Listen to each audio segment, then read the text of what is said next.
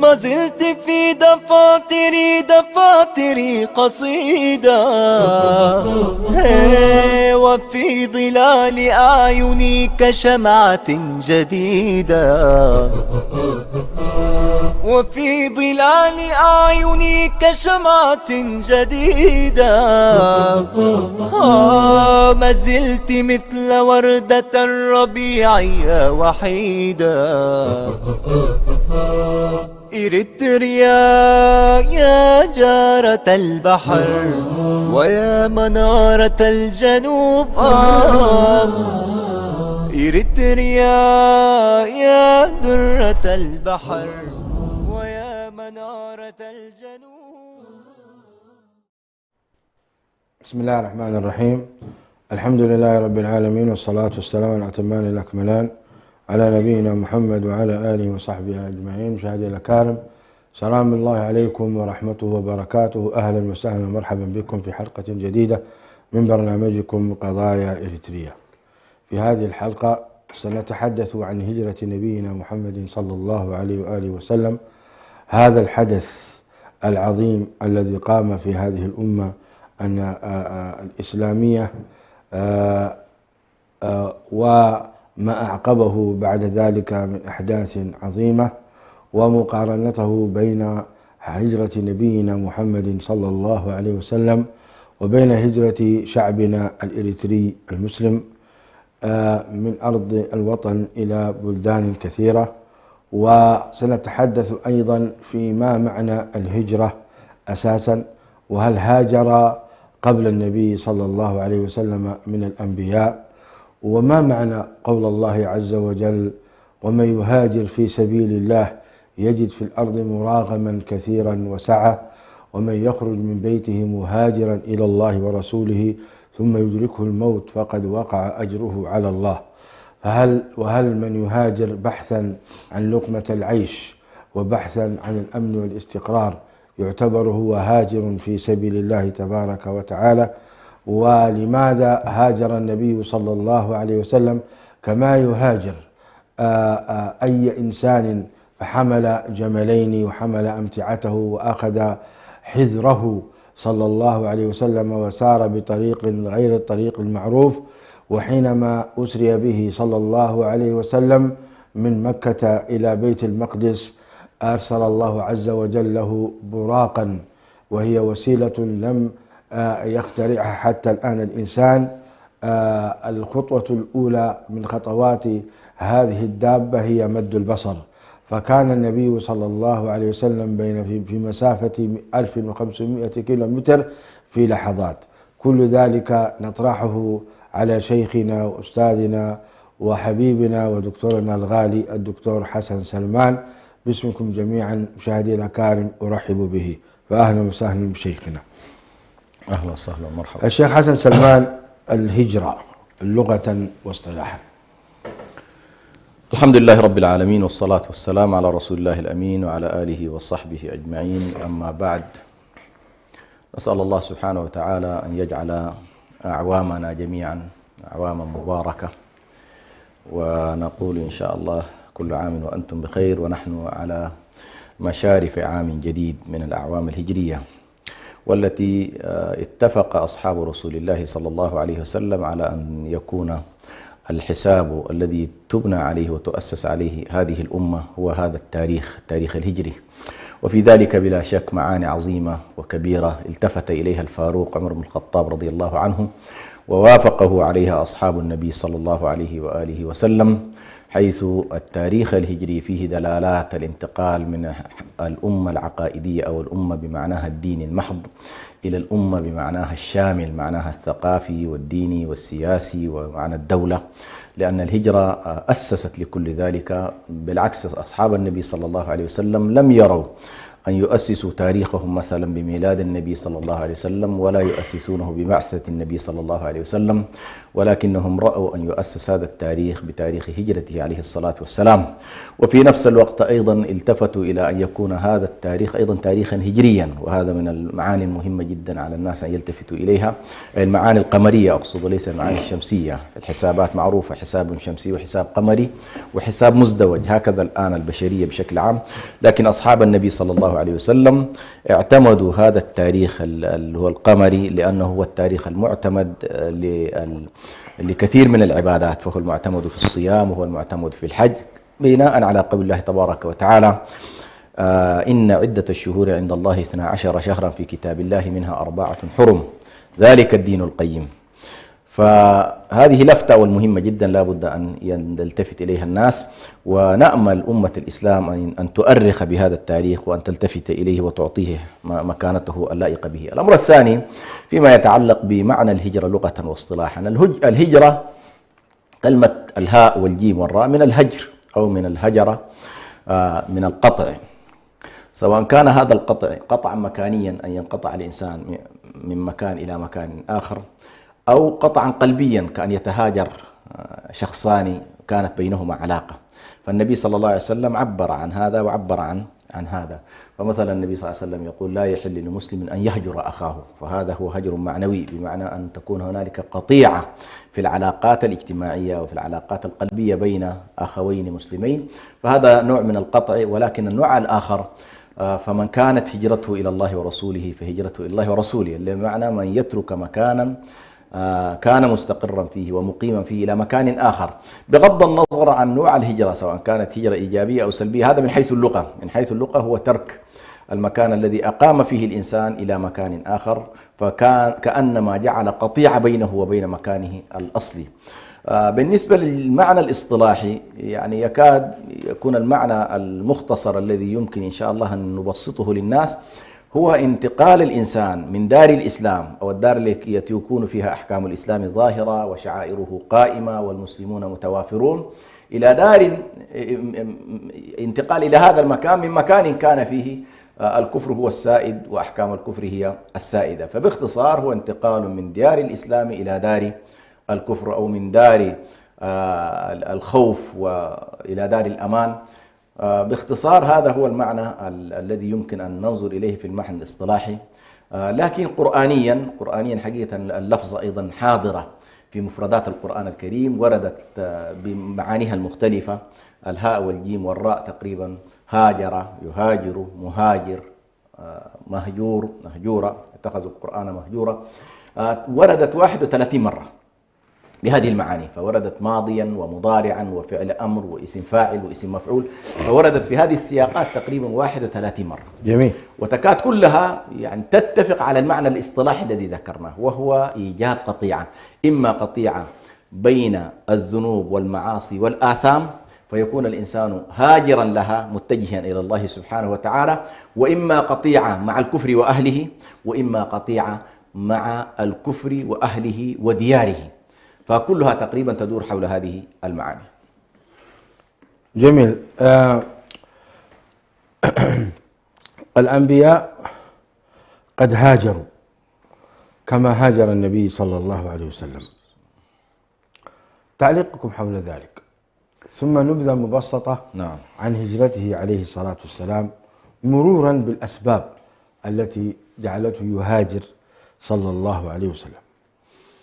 هو الأصل طبعا، الأصل أن الإنسان يقيم في دياره، هذا الوضع الطبيعي، أن الإنسان يكون مستقرا في مكانه إذا ما وجد فيه الأمن، وجد فيه الأمان، وجد فيه الطعام، وجد فيه الشراب، وجد فيه العيش الطبيعي. الإنسان مجبول بفطرته أنه يحب المكان الذي ولد فيه ونشأ فيه وبين أهله. بالنسبة للهجرات دائما لها أسباب، لكن هجرات الأنبياء غالبا ارتبطت بمسألة الإخراج القسري، وهو أن الكفر لا يحتمل أهل الإيمان وتوسعهم ودعوتهم وانتشار دعوتهم، فيصلوا في مرحلة من المراحل أنما يشعرون بأن أهل الإسلام وأهل الإيمان يشكلون خطرا على وجود الكيان الجاهلي. هنا شعار الجاهلية بطبيعة الحال كما يقول سيد قطب عليه رحمة الله: في قوله لنخرجنكم من أرضنا أو لتعودن في ملتنا. فنلاحظ أن الأنبياء مروا بهذه الحالة، غالبا مروا بهذه الحالة. لكن سنة الله في التاريخ البشري ارتبطت بأنه متى ما حاول الكفر أن يخرجوا الرسول ويطردوه فإن السنة في ذلك هو إهلاك هذه القرية وإنزال العذاب عليها. هذا بشكل عام، يعني تاريخ الغالب في تاريخ الرسل أن الرسول يبعث في قومه ويظل فيهم فيقوم هؤلاء الناس بمحاولة إخراجه، وإن كادوا ليستفزونك من الأرض ليخرجوك منها وإذ يمكر بك الذين كفروا ليثبتوك أو يقتلوك أو يخرجوك. وقوم لوط قال وقوم شعيب لنخرجنكم من أرضنا أو لتعودن في ملتنا. أيضا قوم لوط لما ضاقوا بأهل الطهر قالوا إنهم أناس يتطهرون أخرجوهم من قريتكم إنهم أناس يتطهرون. إذا فكرة الإخراج هي التي تجعل الرسل وتجعل الأنبياء وتجعل المصلحين هم يضطرون إلى مقادرة ديارهم وأوطانهم وبلدانهم ليبحثوا عن موطن آخر لعل الله يهيئ لهم فيه مكانا في العبادة ومكانا للدعوة إلى الله سبحانه. من خلال تتبعنا للقرآن الكريم هنالك 3 رسل ظاهرين في مسألة الهجرة. أولهم إبراهيم عليه السلام. إبراهيم عليه السلام يكاد يكون من أوائل الذين إمام المهاجرين. نعم. إمام المهاجرين. فمثلا انتقل من العراق إلى الشام إلى مصر إلى الحجاز. هذه المنطقة ظل إبراهيم عليه السلام يهاجر فيها، وأحيانا في داخل البلد نفسه أحيانا يهجر مكانا إلى مكان آخر، وهكذا كانت على كل إبراهيم عليه السلام حالته بهذا الشكل. الشخصية الثانية هو موسى عليه السلام. وموسى عليه السلام لا نستطيع أن نقول كانت هجرته من ديار كفر إلى ديار إسلام بالمعنى هذا، لكن كانت هجرته من ديار خوف إلى ديار أمان، وممكن يكون فيها إيمان. يعني هذه مسألة على كل واردة إذا اعتبرنا أن يا قوم ادخلوا الأرض المقدسة التي كتب الله عليكم. نعم. لا قصدي عندما استقبله شعيب واعتبرنا شعيب مثلا تلك الهجرة قبل أن يكون نبيا. نبيا. فهنا نلاحظ أنه هاجر من دار الخوف إلى دار إيه؟ إن الملأ يأتمرون بك ليقتلوك فاخرج إني لك من الناس. خرج منها خائفا يترقب. فهاجر من هنا. نستطيع أن نقول بأن موسى هذه هجرة الخوف وعدم الأمن وكذا إلى بلاد فيها أمن. قال إنك الآن إنك من الآمنين قد نجوت من القوم الظالمين. فهذا نوع من الأنواع أيضا فيه دلالات على أن الإنسان أحيانا يبحث عن الأمان والسلامة الشخصية. موسى في هذه اللحظة لم يكن رسولا ولم يكن نبيا، ولكنه كان. هل موسى خرج هاربا أم خرج مهاجرا؟ نعم. أو كلا المعنيين صحيح؟ لا، هو طبعا لفظة الهروب فيها صعوبة. يعني موسى عليه السلام لا أتصور أنه ممن يهربون عموما، يعني لكنه هو طالب للسلامة في هذه اللحظة وهارب من مواجهة المشكلات الكبرى التي واجهته في مجتمعه. جميل. فموسى عليه السلام إذن هاجر ثم عاد، وفي عودته هيأه الله سبحانه وتعالى، ولله حكمة في ذلك، لأن الله إذا أراد شيئا هيأ له الأسباب. فكأنما الله عز وجل يريد يخرج موسى من القصر ويهيئه للرسالة، منطق القصر والترف والرفاهية ليس المنطق الذي تتطلبه الرسالة، فيخرجه الله 10 سنوات راعيا يرعى الغنم من قصر، يهيئه الله من قصره. نعم.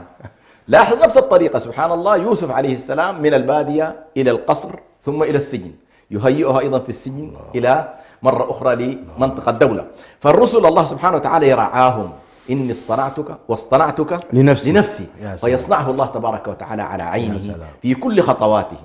هذه المحطة بالنسبة لموسى عليه السلام. المحطة الثالثة هي محطة النبي صلى الله عليه وسلم، أو الرسول الثالث الذي يمكن أن نقول بأن هجرته كانت ظاهرة وواضحة، هو النبي عليه الصلاة والسلام. فالهجرة كانت هجرة واضح فيها بناء الدولة، واضح فيها كذلك منطق الأمن والسلامة للأشخاص ولشخص النبي صلى الله عليه وسلم ولأتباعه، وفيها بعد آخر وهو بناء الدولة المسلمة ونشر الدعوة وإيجاد المكان الآمن الذي تنطلق منه الدعوة إلى الله سبحانه وتعالى. فهذا هو عموما التاريخ فيما يتعلق بالرسل، وكون هذه المسألة كانت سابقة للنبي صلى الله عليه وسلم، بمعنى الأنبياء كانوا يخرجون ولذلك النبي صلى الله عليه وسلم اللحظة التي بعث فيها وجاء إلى خديجة رضي الله عنها ذهبت به خديجة إلى ورقة بن نوفل. قال عبارة عجيبة جدا، قال يا ليتني فيها جذعا إذ يخرجك قومك. قال أو مخرجيهم من اللحظة الأولى. هذا الرجل دارس التاريخ الديني، تاريخ الأديان كما يقال، فعارف تماما. قال ما من أحد جاء بمثل ما جئت به إلا فالنبي صلى الله عليه وسلم كان يدرك عليه الصلاة والسلام بأنه يوما من الأيام قد يخرج من مكة. هذه العبارة التي قالها اللهم صل على سيدنا محمد. طيب. أما بالنسبة لهجرة النبي عليه الصلاة والسلام فهذه طبعا لها سياقات على كل مختلفة. الغالب فيها منذ البداية هو تضييق المشركين وتعذيبهم لأصحاب النبي صلى الله عليه وسلم، وهذا العذاب الذي ما كان يطاق حقيقة، يعني بل ربما بعض أصحاب النبي قتل تحت هذا التعذيب. فكان النبي صلى الله عليه وسلم يبحث عن مواطن للأمن. فكان سبحان الله بداية هجرات أصحاب النبي صلى الله عليه وسلم إلى الحبشة، معروف الهجرة الأولى والثانية إلى أرض الحبشة، وكانت البدايات تقريبا من السنة الخامسة. يعني كأنما المشركين شعروا بأن النبي صلى الله عليه وسلم وأصحابه بدأوا يشكلون تهديدا للكيان الذي في قريش، تهديد فعلي من خلال دعوتهم، من خلال انتشارهم، من خلال اكتسابهم لكثير من الشخصيات القوية والمؤثرة. فبدأوا على كل في التعذيب، بدأوا تعذيب الضعفاء ثم يمكن بعد ذلك أن ينتشر. فعلى كل فكرة الهجرة إلى منطقة آمنة، والهجرة الأولى لم يكن فيها منطقة دولة وارد، يمكن هجرة النبي في شخصه وكان وارد فيها قضية البحث عن مكان يعني يأوي النبي صلى الله عليه وسلم ويبني من خلاله دولة الإسلام. لكن بالنسبة لهجرة الحبشة كانت هجرة أمان وطلب للسلامة. ولذلك النبي صلى الله عليه وسلم كان وصفه للنجاشي قال اذهبوا إلى الحبشة فإن بها ملكا لا يظلم عنده أحد وهي أرض صدق.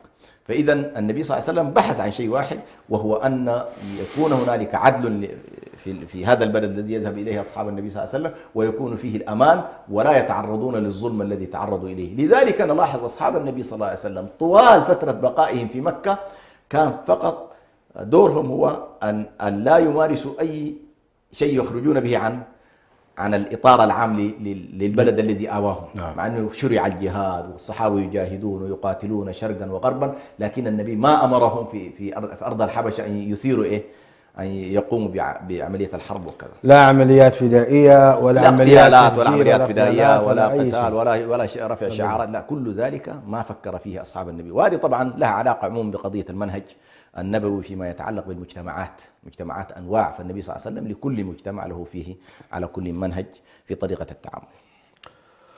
ومن يهاجر في سبيل الله يجد في الأرض مراغما كثيرا وسعة. اشرح لنا هذه الآية. نعم. بالنسبة لمسألة ومن يهاجر، طبعا الهجرة الآن أنا ذكرت قرآنيا هي مفهوم أساسي، مفهوم له صلة بهجر الذنوب، بهجر المعاصي، ثم يترجم بعد ذلك لما يكون الإنسان هدفه مغادرة مواقع الذنوب ومواقع المعاصي ومغادرة أهل هؤلاء الذنوب وأهل هؤلاء المعاصي، عندما يكون البيئة ليست مساعدة في أن الإنسان يحافظ على دينه وعلى عبادته وعلى أسرته.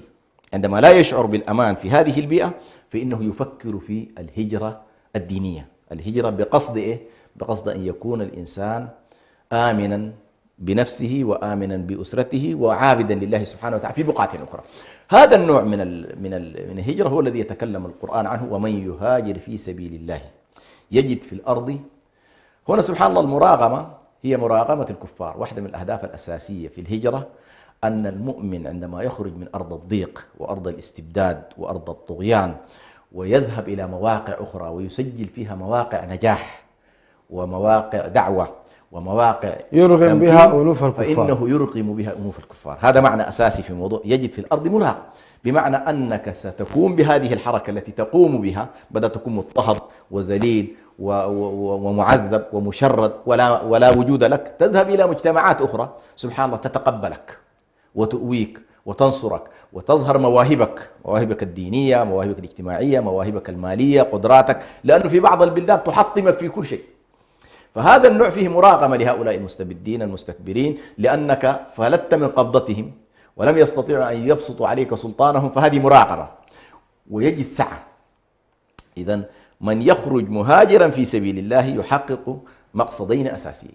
المقصد الأول مقصد المراغمة، وهذا طبعا من المقاصد التي للأسف يغفل عنها كثير من الناس. القرآن الكريم ينبهك إلى أنه والله كل ما يغيظ الكفار ولا يطؤون موطئا يغيظ الكفار إلا كتب لهم. فهذه من المواطن التي تكتب للإنسان. ولذلك نعم كنت سأعرج بك يا شيخ حسن نعم. على أن أسألك اليوم في ظل استبداد بعض الحكام فهل تجب الهجرة على العلماء؟ نعم. يعني وهذا الذي أي مكان أشرت إليه. أي مكان خاصة الداعي إلى الله سبحانه وتعالى يجب أن يكون دورانه مع مفهوم الدار. والقرآن الكريم لم يستخدم لحكمة، لم يستخدم مفهوم الوطن اللي بمعنى التوطن والاستيطان والبقاء والاستقرار، استخدم مفهوم الديار. ومفهوم الديار والدار سبحان الله هو مفهوم كأنما يدور الإنسان مع دعوته، يدور الإنسان مع كتابه، يدور الإنسان مع قيمه. وجدها في بلده الأصلي الحمد لله فبها ونعمة، ما وجدها ألم تكن أرض الله واسعة فتهاجروا فيها. ما الذي منعكم أيها الدعاة إلى الله؟ ما الذي منعكم أيها الساسة؟ ما الذي منعكم أيها الناس؟ في أنه والله لأن فكرة أصلا الأوطان المغلقة هذه فكرة استعمارية في حقيقتها. الفكرة القرآنية قائمة على أساس أن الأرض لله يورثها من يشاء. نعم. والناس يسيحون فيها ويتحركون فيها. فعلى كل أي داعية لا يستطيع أن يأمر بالمعروف ولا أن ينهى عن منكر ولا أن يؤدي رسالته ولا يأمن في نفسه ولا يأمن في أسرته، ما الذي يجعله باقيا في أرض إلى قيام الساعة؟ هذا يعني أصحاب النبي صلى الله عليه وسلم فارقوا مكة وهي أحب البقاع، يا سلام، فارقوها والصلاة فيها 100,000 صلاة. ومع ذلك لما كان الوضع في مكة ليس وضعا يسمح لهم بالدعوة إلى الله سبحانه هاجروا منها. وانظر إلى بركة هذه الهجرة، وجدوا مراغما في الأرض وسعة، سعة في المال، سعة في الرزق، سعة في السلطان، سعة في إقامة الدولة، سعة في إقامة الدعوة، سعة في قلوب العباد. فوجدوا على كلنا السعة بمفهومها إيه؟ بمفهومها الواسع. وهل هذا هو السبب الذي يمنع بعض الحكام إخراج العلماء من بلدانهم؟ يمنعونهم طبعا. وكأنهم يطبقون قول الله تعالى: وإذ يمكر بك الذين كفروا ليثبتوك أو يقتلوك أو يخرجوك. صحيح، هي كذلك. وغالبا هم سبحان الله لا يحاولوا أن يخرجوك وينفوك إذا شعروا بأنه بإمكانك أن تؤثر. هم يظنون بأن النفي والإبعاد يقطعك عن التأثير. أما إذا كنت ستكون أقوى، أما إذا كنت أقوى يا قتلوك يا سجنوك، يا قتلوك يا سجنوك. ولذلك أنا أميل إلى أن سبحان الله في السابق كان مفهوم الإخراج مفهوم مشكل، لأن الرسول مبعوث لفئة معينة، يعني بني إسرائيل، قوم صالح، مبعوث أنت لقومك. فإذا أخرجت من قومك قل تأثيرك، لأن الرسالة طبيعتها طبيعة إيه؟ طبيعة محلية. نعم. لكن بالنسبة لرسالة النبي صلى الله عليه وسلم الإخراج لا يضيرك في شيء. أبعدوك فأنت حيث ما ذهبت ستؤدي رسالة الله، لأنها وتؤدي دعوة، لأنها رسالة عامة. وما أرسلناك إلا رحمة للعالمين. رحمة للعالمين. طيب شيخ حسن، نريد أن نربط هذه الهجرة بهجرة قومنا. شعبنا الإريتري المسلم وغير المسلم ما زال يهاجر منذ أكثر من 4 عقود إلى 5 عقود. فأي مهاجر هو في أي مربع؟ هناك من يهاجر من أجل دينه، هناك من يهاجر من أمر خوفا على نفسه، هناك من يهاجر يريد السعة في الرزق، هناك من يهاجر يريد من مصالح الدنيا إلى آخره. فأي مربع هذا؟ وما هو تعليقكم؟ ولا تزال الهجرة إلى يومنا هذا.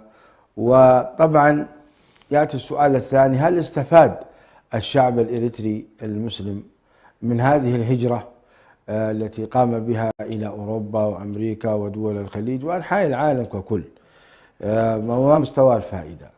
كذلك يجدر بنا في هذه اللحظات أن نترحم على الأختين اللتين هاجرتا من إريتريا إلى ألمانيا، وحصل أنهما قتلتا ظلما وعدوانا. نقدم من هنا من هذا التلفاز ومن هذه الشاشة أحر التعازي، ونسأل الله تعالى مع سؤال الله تعالى أن يغفر لهن وأن يعفو عنهن. حول هذا الكلام هو الذي حقيقة نحن نحتاجه الشيخ حسن، فما هو تعليقك؟ أول بالنسبة للشعب الإريتري وموضوع الهجرة، يعني أنا أعتقد الشعب الإريتري تكاد لا تتوقف فيه مسألة الهجرة، اعتبارات كثيرة جدا.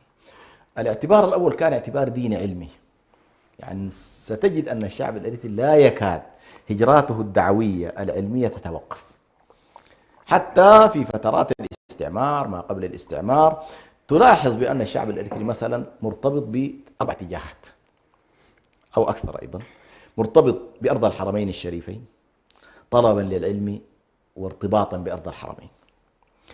تجده يذهب إلى السودان لتعلم القرآن الكريم ودراسة العلوم الشرعية. يا سلام. تجده يذهب إلى جمهورية مصر العربية للأزهر الشريف، وكانوا يذهبون سيرا على الأقدام. عجبا. إلى وقت قريب، يعني أنا أدركت بعض الشباب الذين كانوا ذهبوا سيرا على الأقدام وتوفي منهم في الطريق أفراد نعرفهم بأسماء. سبحان الله. إذن الهجرة الأولى لهجرة أهل هذا البلد بحثا عن العلم وبحثا عن الدين وبحثا عن الدعوة، أيضا هجرتهم إلى اليمن، هذه أيضا من الهجرات التي ربما تكاد تكون موجودة. وأتوقع أيضا تكون لهم هجرات إلى بلاد الحبشة اللي هي إثيوبيا، لبعض أيضا البحث عن دراسات شرعية هناك لبعض العلماء ممن أيضا اشتهروا بالعلم في تلك الديار. فعلى كل هذه الاتجاهات كلها تلاحظ بأن الشعب الإريتري مرتبط فيها ويذهبون ويعودون. وهنالك مجموعات كثيرة ممن عرفت على رأسها، أنا ليس من باب الحصر، على رأسها مفتي الديار الإريترية. مفتي الديار الإريترية لم يكن إلا شخص ذهب وهاجر وتعلم وتلقى العلم في جمهورية مصر العربية وتخرج من الأزهر الشريف، ثم عاد بعد ذلك إلى إريتريا وصار مفتي للديار. تجد كثير ممن يشتهرون بالقضاء لهم علاقة بهذه الدراسة، كثير ممن يدرسون القرآن الكريم في الخلاوي المعروفة تجدهم من الخلاوي السودانية وهكذا.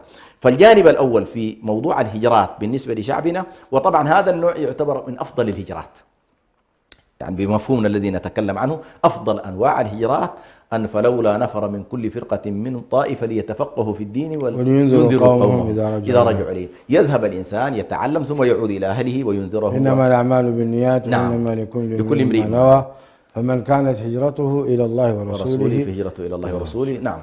النوع الثاني من الهجرات هو ما يمكن أن نسميه بالهجرات السياسية نتيجة الحروب.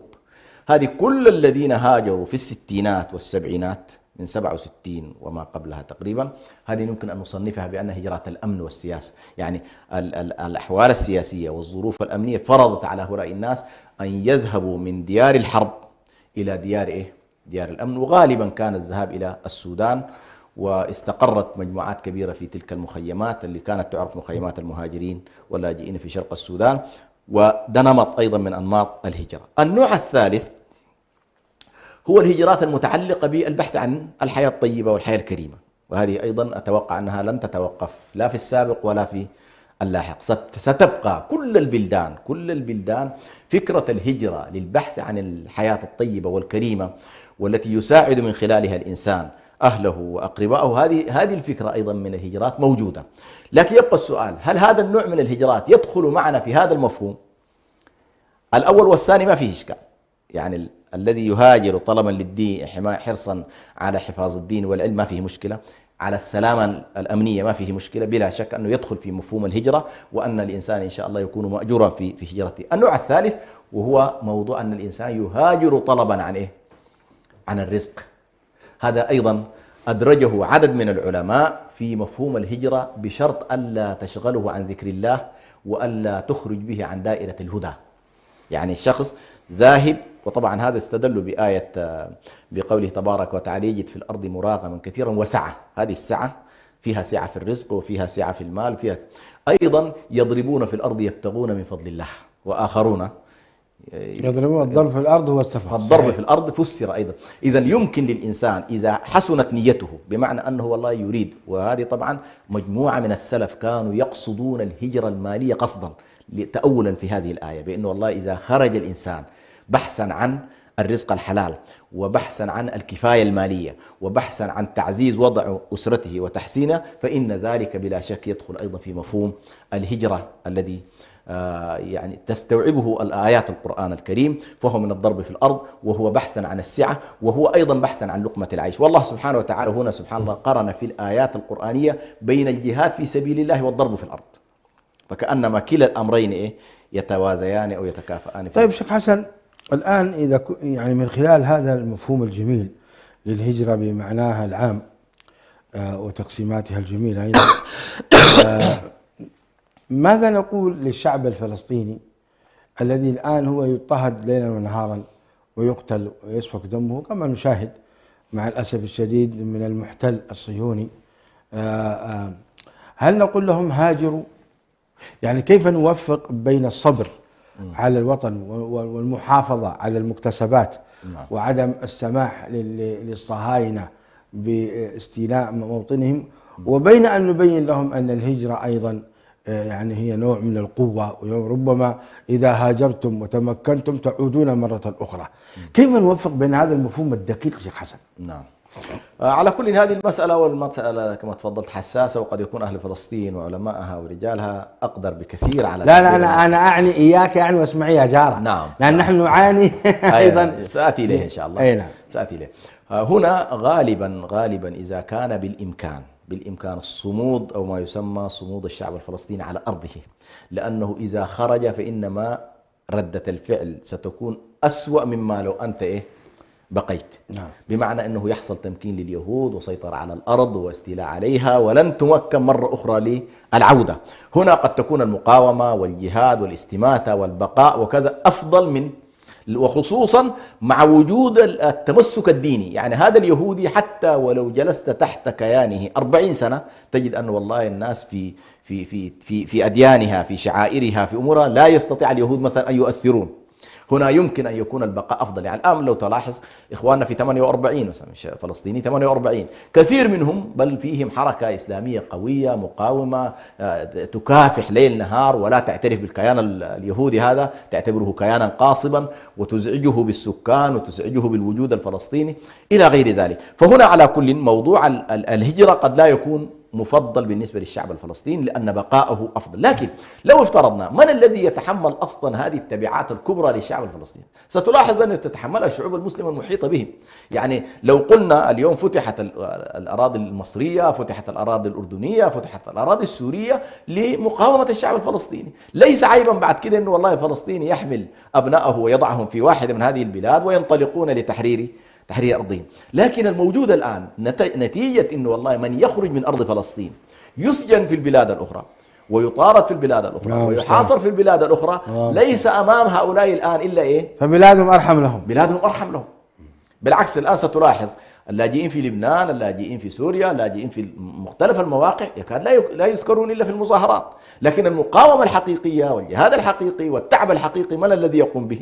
هم الشعب الفلسطيني في داخل أرض فلسطين. فأنا أتوقع على كل رجحان كفة البقاء والمقاومة والجهاد عند هؤلاء أفضل بكثير من الانسحاب والخروج من الديار. وهذا أيضا يأتي بنفس الطريقة. هل والله أيضا في هذه اللحظة التاريخية وهذه الأيام طبعا الفيسبوك ملان بشكل ضخم جدا في إريتريا حول قضية إنه والله العودة.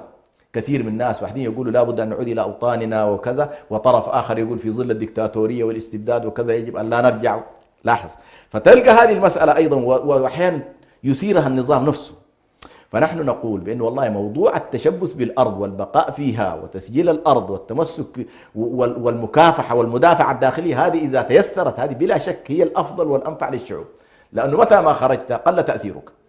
يعني حتى لو افترضنا أنه والله عالم من العلماء يسمح له فقط بالدرس اليومي في مسجده، هذا نقول له لا تخرج، ابقى ما دام أنت والله آمن في نفسك آمن في أسرتك وتستطيع أن تؤدي الدرس اليومي في المسجد وتصلي بالناس صلواتهم الخمسة، نقول أنت ما شاء الله على ثقل من الثقور. لكن في واحد آخر لا يطمح إلى ما هو أكبر من ذلك. هنا نقول له أنت إذا فكرت في الجانب السياسي وأردت التغيير السياسي هنا من الصعب جدا في ظل نظام مستبد أن تحدث نوع من التغيير. الإشكال يا شيخ حسن أن الذين يخرجون هم الشباب والشابات. نعم. يعني معظم من يخرج اليوم هم الشباب والشابات مع الأسف الشديد. صحيح.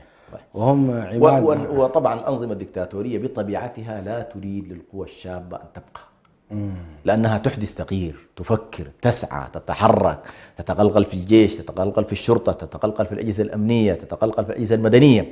فالدكتاتوريات تزعجها هذه الفئة النشطة، ولذلك تجد أنه والله تغلق الجامعات، تغلق المؤسسات التعليمية، المؤسسات المدنية، ويفتح المجال وتجد أن من يقوم بالتهريب ومن يقوم بالإبعاد هم نفس أجهزة الدولة الدكتاتورية هذه. هي فعلا إشكالية أنه والله الإخراج والإبعاد واحدة من الأهداف المقصودة لهذه الدكتاتورية. دكتور حسن سلمان، جزاك الله خيرا على هذا البيان، وهذا موضوع حقيقة متشعب وكبير. ولا تكفيه هذه الحلقة. ونسأل الله تعالى أن يرفع الظلم عن المظلومين في كل أنحاء العالم، وكما نسأله سبحانه وتعالى أن يعني يغير حال بلادنا من حال الظلم والاستبداد والجوع إلى حال الرخاء والطمأنينة والغنى والخير. والله عز وجل أمرنا أن ندعوه، وهذا هو الدعاء، وهو سبحانه وتعالى قدير بالإجابة. مشاهدي الأكارم، كنا في حديث ماتع حول الهجرة وربطها بين هجرة الأنبياء وهجرة شعبنا الإليت المسلم، ونحن في أي مربع، وهل البقاء لنا أفضل أم أن نهاجر ونترك البلاد لمن يفعل بها ما يشاء. تحدثنا عن هذا، ونرجو أن تكونوا قد استمتعتم أنتم أيضا واستفدتم، ونسأل الله تبارك وتعالى مرارا وتكرارا لنا ولكم التوفيق والسداد. هذا أخوكم برهان يحييكم حتى ألقاكم إلى الجمعة القادمة إن شاء الله. استودعكم الله الذي لا تضيع ودائعه، والسلام عليكم ورحمة الله وبركاته. إريتريا يا جارة البحر ويا منارة الجنوب، إريتريا يا درة البحر ويا منارة الجنوب.